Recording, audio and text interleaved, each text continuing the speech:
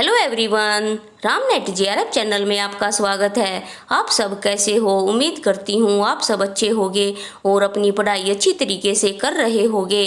तो आज इस वीडियो में हम डिस्कस करेंगे जो हमारा पेपर 1 है उसकी यूनिट 2 रिसर्च एप्टीट्यूड, उसको आज हम पढ़ेंगे और ये हमारी क्लास फर्स्ट है। तो फ्रेंड्स, रिसर्च एप्टीट्यूड एनटीए-नेट की सेकंड यूनिट है। ये एनटीए-नेट के लिए तो इम्पोर्टेंट है ही, साथ ही साथ अगर आप किसी भी यूनिवर्सिटी का पीएचडी एग्ज़ाम देने जा रहे हैं तो उसके लिए भी ये क्लास बहुत ही इम्पोर्टेंट है।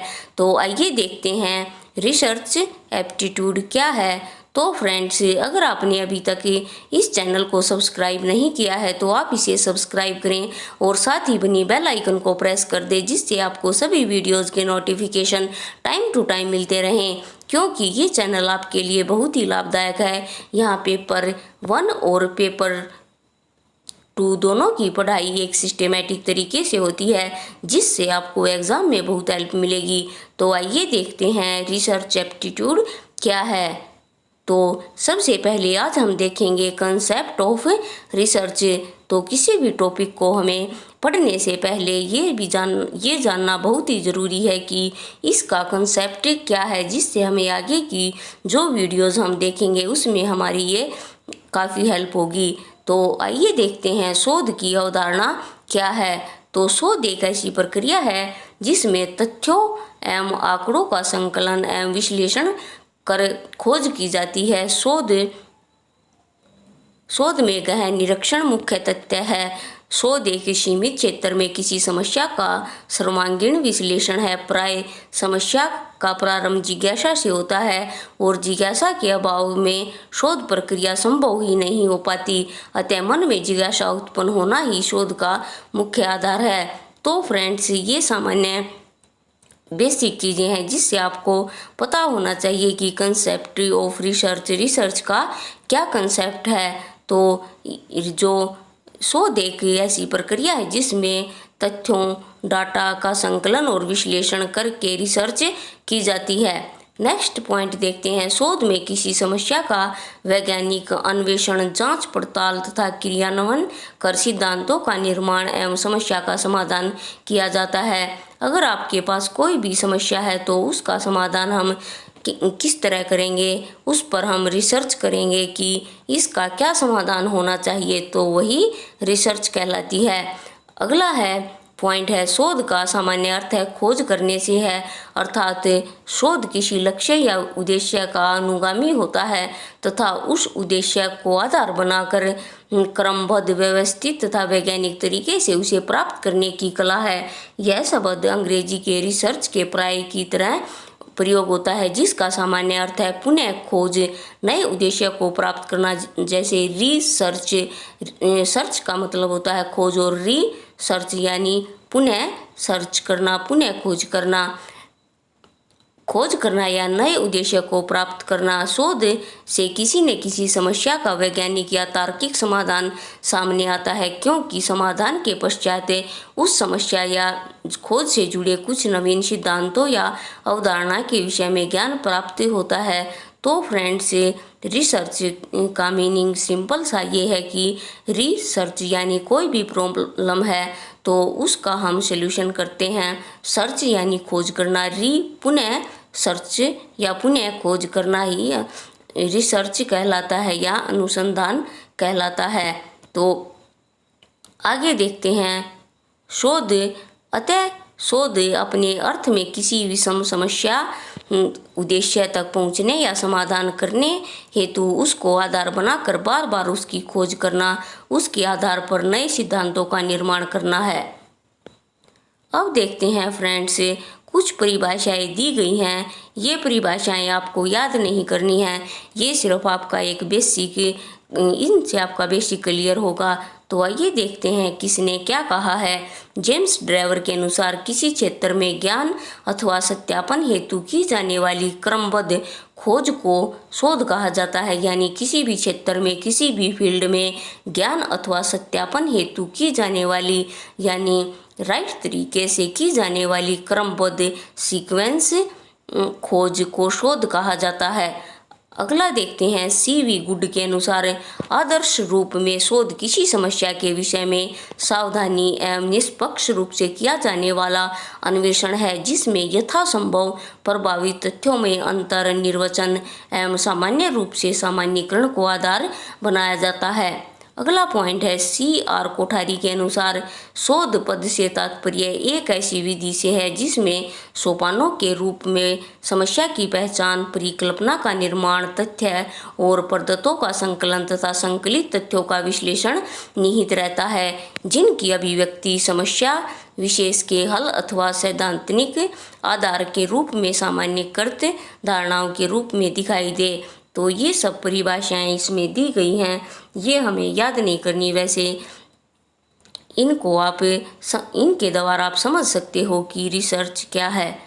अगला है जॉर्ज जे मूले के अनुसार समस्याओं के समाधान के लिए व्यवस्थित रूप से बौद्धिक ढंग से वैज्ञानिक विधि के प्रयोग तथा अर्थापन को शोध कहा जाता है।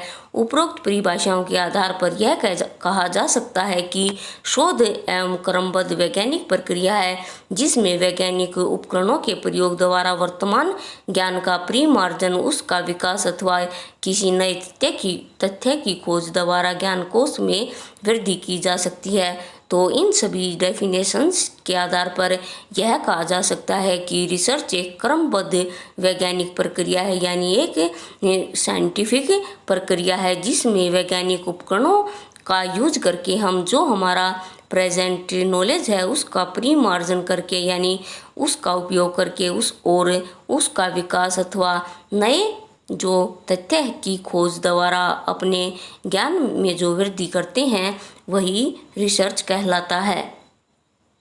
आगे देखते हैं शोध की प्रकृति क्या है, नेचर ऑफ रिसर्च। पहला पॉइंट है शोध अपनी प्रकृति में वस्तुनिष्ठ, ऑब्जेक्टिव और तथ्यात्मक फैक्चुअल होता है। अगला पॉइंट है शोध मूलतः वैज्ञानिक प्रकृति का होता है जिसमें प्राथमिक एवं द्वितीयक स्रोतों से प्राप्त आंकड़ों का विश्लेषण कर निष्कर्ष प्राप्त किया जाता है। अगला पॉइंट है किसी प्रकृति बौद्धिकता से युक्त एवं तार्किक लॉजिकल होती है। यह विधि पुरानी त्रुटियों को शुद्ध कर नए ज्ञान एवं सिद्धांतों को सुधारने एवं स्थापित करने वाली प्रकृति का पालन करती है। अगला पॉइंट है इसकी प्रकृति पूर्वाग्रह बायस से मुक्त होती है। अगला पॉइंट है यानी कोई भी हम रिसर्च कर रहे हैं तो अगर हम पूर्वाग्रह लगाकर रिसर्च करेंगे तो वो सही नहीं होगी, तो ये बायसनेस से मुक्त होती है।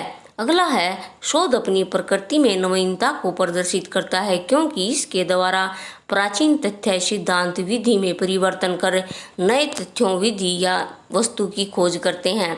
अगला पॉइंट है इसकी प्रकृति विश्लेषणात्मक भी होती है क्योंकि शोध में सांख्यिकी की विधियों एवं आंकड़ों द्वारा विश्लेषणात्मक निष्कर्ष निकाले जाते हैं।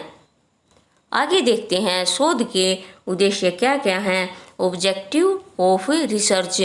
तो ये देखते हैं क्या है। किसी भी प्रकार का शोध किसी भी लक्ष्य या उद्देश्य का अनुगामी होता है, अतः यह स्पष्ट है कि कोई भी शोध लक्ष्य या उद्देश्य विहीन नहीं हो सकता। जैसे कि किसी शोध की पृष्ठभूमि निर्मित की जाती है उसी समय उसका उद्देश्य निर्धारित हो जाता है, यानी शोध का कोई न कोई उद्देश्य होता है। जैसे आप सब पढ़ाई कर रहे हैं तो आपका उद्देश्य भी है नेट JRF करना, या किसी का टारगेट है TGT PGT में सिलेक्शन लेना, किसी का टारगेट है PhD करना, तो शोध का भी कोई न कोई उद्देश्य होता है। आगे देखते हैं शोध के उद्देश्य को 4 भागों में बांटा गया है। पहला है सैद्धांतिक उद्देश्य, थ्योरेटिकल ऑब्जेक्टिव। इसके अंतर्गत वैज्ञानिक विधि के माध्यम से नवीन सिद्धांतों एवं नियमों का प्रतिपादन किया जाता है तथा यह कार्य व्याख्यात्मक प्रकृति के होते हैं। तो पहला पॉइंट है हमारा थ्योरेटिकल ऑब्जेक्टिव। अगला पॉइंट है तथ्यात्मक उद्देश्य, वेरिएबल ऑब्जेक्टिव। वस्तुतः ये दार्शनिक प्रकृति के होते हैं जिसमें दर्शन के आधार पर अंतिम परिणाम की प्राप्ति की जाती है। अगला पॉइंट है तथ्यात्मक उद्देश्य, फैक्चुअल ऑब्जेक्टिव। वस्तुतः ये वर्णनात्मक प्रकृति के होते हैं। इनका कारण यह है कि इस उद्देश्य की प्राप्ति हेतु तथ्य की खोज कर उनका विश्लेषण किया जाता है। इसमें ऐतिहासिक शोधों के प्रकार का सहारा लिया जाता है। अगला है व्यवहारिक उद्देश्य, प्रैक्टिकल ऑब्जेक्टिव। इन उद्देश्य को विकासात्मक शोध की श्रेणी में रखते हैं तथा इनकी प्राप्ति हेतु विभिन्न क्षेत्रों में क्रियात्मक शोध का सहारा लिया जाता है। इसमें केवल उपयोगिता को महत्व प्रदान किया जाता है। तो फ्रेंड्स, ये उद्देश्य हैं। शोध के उद्देश्य को 4 भागों में बांटा गया है। पहला है सैद्धांतिक उद्देश्य, सत्यात्मक उद्देश्य, तथ्यात्मक उद्देश्य और व्यवहारिक उद्देश्य। तो फ्रेंड्स, आज हमने इस क्लास में ये डिटेल में जाना कि रिसर्च क्या है और उसकी प्रकृति क्या है और उसके उद्देश्य क्या हैं। तो फ्रेंड्स, नेक्स्ट क्लास में हम रिसर्च के आगे के टॉपिक डिटेल में कवर करेंगे। अगर आप इन वीडियोस को देखते हो तो आप पेपर 1 काफ़ी हद तक अपना अच्छा कर लोगे और एग्ज़ाम में अच्छा आप स्कोर पा लोगे। तो फ्रेंड्स, आज के लिए इस वीडियो में इतना ही। मिलते हैं नेक्स्ट वीडियो में और नए इम्पोर्टेंट और इंटरेस्टिंग टॉपिक के साथ। तो आपको ये वीडियो कैसी लगी ये भी आप मुझे कमेंट बॉक्स में कमेंट करके बताएं और आपका कोई भी डाउट या कोई भी क्वेरी है तो वो भी बताएं। तो फ्रेंड्स, इस वीडियो को लाइक करें, चैनल को सब्सक्राइब करें और साथ ही से ज़्यादा शेयर करें। जो भी स्टूडेंट्स पेपर 1 हिंदी मीडियम में अपनी तैयारी कर रहे हैं सभी को इन वीडियोज़ का लाभ पहुँचे। तो फ्रेंड्स, आज के लिए इतना ही। Thank you.